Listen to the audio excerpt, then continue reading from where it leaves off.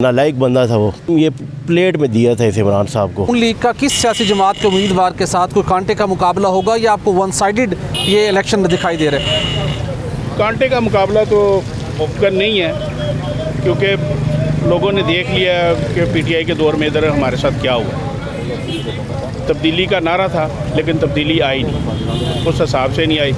जो भी आया वो नए आए अपनी जेब भरोगे घर जाओ। क्या नवाज शरीफ को और मुस्लिम लीग नून को अवामी हमदर्दियाँ मिलेंगी इस इलेक्शन के अंदर कि उनके खिलाफ गलत केसेस बनाए गए, गलत तरीके से उनको जेल भेजा गया था?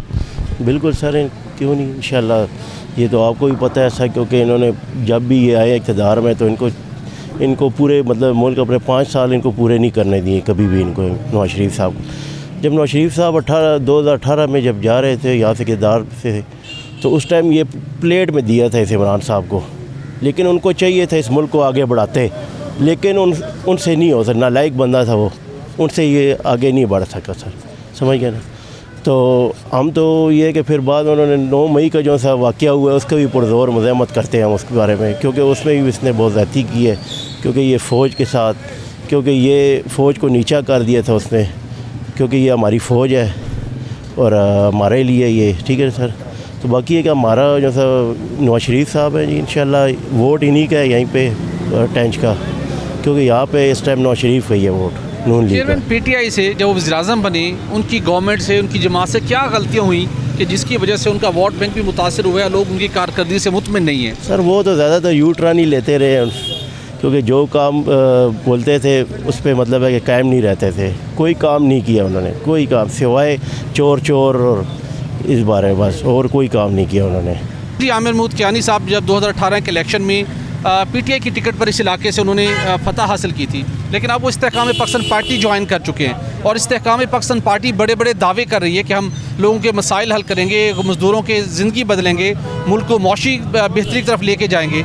तो क्या तवक्को करते हैं कि आमिर महमूद कियानी साहब इस मरतबा आईपीपी की टिकट पर इस इलाके से नून लीग के उम्मीदवार को शिकस्त दे सकेंगे, टफ टाइम दे सकेंगे? नहीं, इम्पॉसिबल, क्योंकि महमूद कियानी साहब को हमने फ़र्स्ट टाइम देखा था इस हल्के में और पता नहीं वो कैसे जीते हैं, मुझे नहीं पता।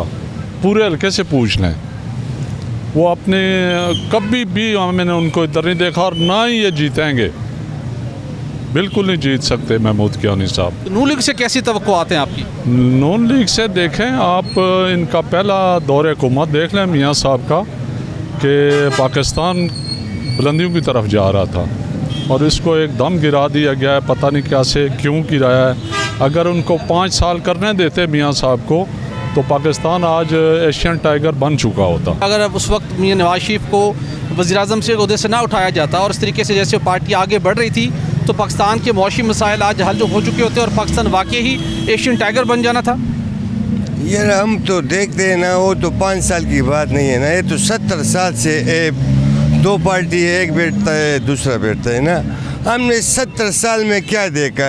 एक मोटरवे बन गया, हम मानता हूँ, मिसाल एटम बन गया, हम मानता हूँ। चाइना किधर पहुँच गया, इंडिया किधर पहुँच गया, वो हमसे मतलब है ना, इंसान का रोटी लाजमी है, मोटरवे तो ज़रूरी है।